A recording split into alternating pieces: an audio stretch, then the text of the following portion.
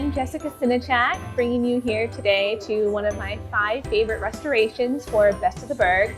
So we are at the Loveliest Coffee and Clothes in Sewickley. And I love this place because it combines 2 of my favorite things, which are caffeine and adorable clothing. The Loveliest is owned by Catherine Richardson, who broke my heart a little bit when she closed Rosewood, her successful women's clothing boutique in Sewickley in 2017 to travel the world.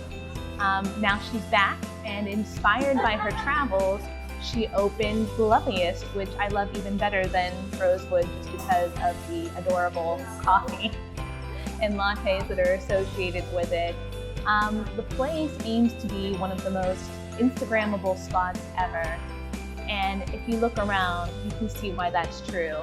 The walls are blush pink, the light fixtures are adorned with flowers, there's basket chairs, and the spot is actually very family friendly as well.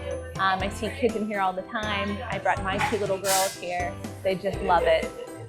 One of the most fun things and most unique things about the Loveliest is that it has printable coffee. So you can get anything that you want printed onto the coffee, which I have never seen anywhere else. And also you can get glitter added to any coffee. So enough said.